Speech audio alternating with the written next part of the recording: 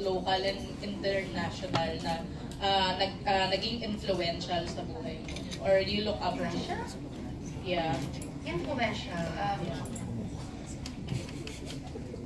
Siguro, pag international siguro hindi masyado influential, pero hindi nga lang, hindi ko sila kilala, hindi nila ako kilala. So, si Angelina Jolie kasi nung time na pasimula ako mag-action, siya yung it girl sa action, sa Tomb Raider, ganyan.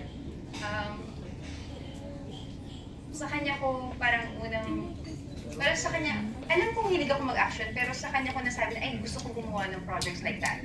So, si Angelina Jolie yung isa sa mga nag-inspire sa akin. And then, pagdating sa pag-arte, very blessed na magkaroon ako ng mga ka-eksena ng mga veterano. Pag may eksena kasing veterano, dahil hindi natututunan, sa akin hindi sila madawat mag-share ng mga pinagdaanan nila, yung knowledge nila, mga techniques nila. Ang pinaka hindi ko makakalimutan, si Daya Ani Austria sa Mulawin. Malala ko noon, voice over kami yung mga, pansin yung mga nakasarado yung bibig namin pero may boses na nag-VO kami ng ganyan. Tapos na umiiyak siya. Tumutulong luha niya. Sabi ko, Nay, bakit ka umiiyak? VO lang naman ko. Sabi niya, na kasi alam ng tao pag dinadaya mo sila. Alam ng tao pag kunwari kailangan umiiyak yung script, ini-etchos mo lang sila. Kahit VO lang yan, kailangan maramdaman nila yung emotion mo kasi that's your responsibility. Tapos yun, parang doon ako nagkaroon ng interest na, ay, ganito niya kamahal yung trabaho niya kasi ako pera-pera din naman ako nung kasi. Diba? Yung pumasok ako, hindi ko talaga naiintindihan yung passion sa pag-aartista. Gusto ko na makaipon, ganun. Tapos nakita ko siya, habang nag-observe na ako sa kanya, meron siyang kodigo everyday, may sarili siyang breakdown. Sinusulat niya may eksena niya kung saan nanggaling yung emosyon niya, saan pupunta, ganyan, ganyan, ganyan. Kaya pag tinawag siya sa set, alam niya kung anong pinanggaligan niya, alam niya pupuntahan niya, alam niya linya mo, alam niya linya niya, alam niya linya, ano niya mangyayari sa eksena. So, siya yung unang nag-inspire sa akin na pag-aralan itong trabahong mahal na mahal ko. Kaya, yun, si Ani Austria. Dati nung transfer ako sa ABS, ginagawa ko pa yung sariling breakdown. Ginagawa ko rin siya, ganyan. Doon ngayon kasi hindi na uso kasi may mga revisions, ganyan. Dito sa The Genius Daughter, meron akong kodigo.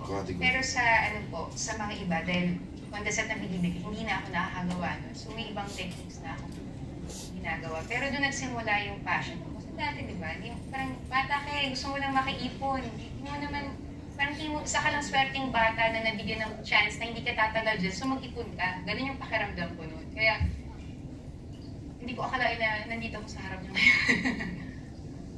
I'm sure si Ami Austria will be very, very happy na nagawa mo bang sabihin sa kanya yan?